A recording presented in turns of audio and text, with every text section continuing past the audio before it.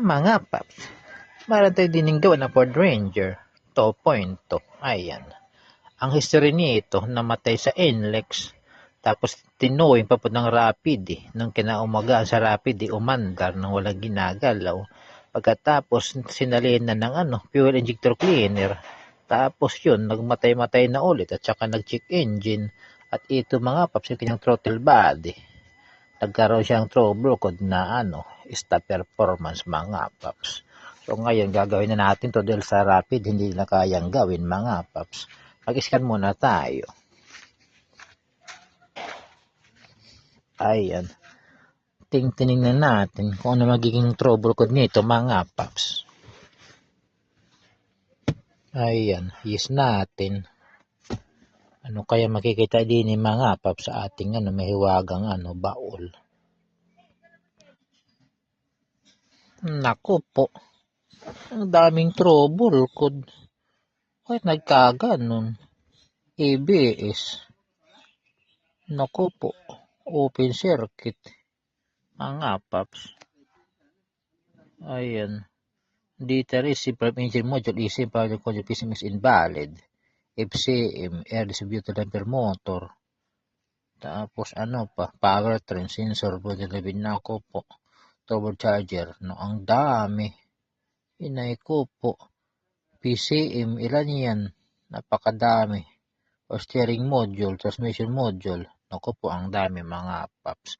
Poros continuous memory. Ano kaya nangyari din Pagbuburahin na lang natin yan. Pero dito tayo sa powertrain mga paps. Ayan. Kita nyo naman. Yan. Napakadaming trouble code mga paps. Iinom mo lang ko ng 10 Biogesic mga paps. Ayan, order ako sa Lazada ng Biogesic. Mga 10 tablet mga paps para di sumakit ulo ko din Ayan. Kakahalat ng voltage reference circuit lo mga paps.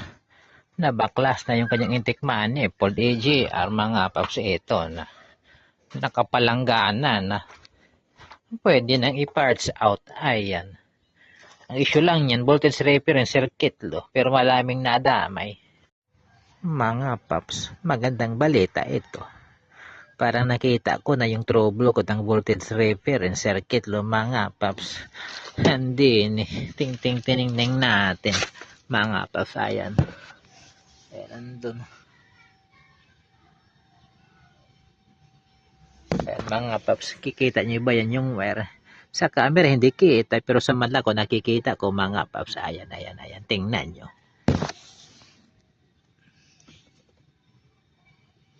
Mga paps, nandun yung kanyang wire na balatan. Kumikis-kis sa tubo ng compressor mga paps.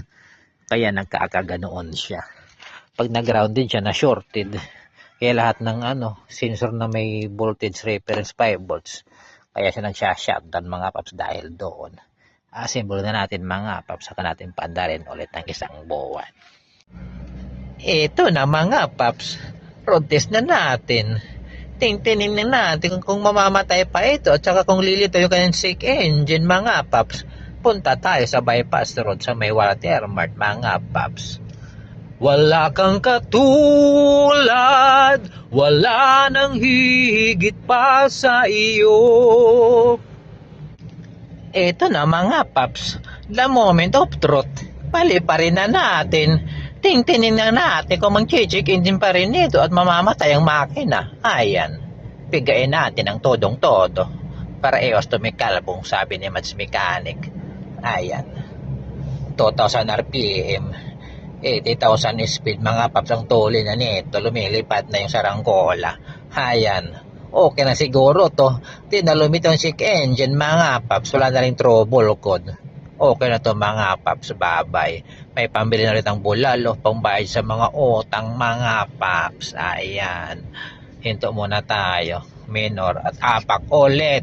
Ayan. Goods na mga paps. Pwede na pagkawalan sa kawalan mga paps.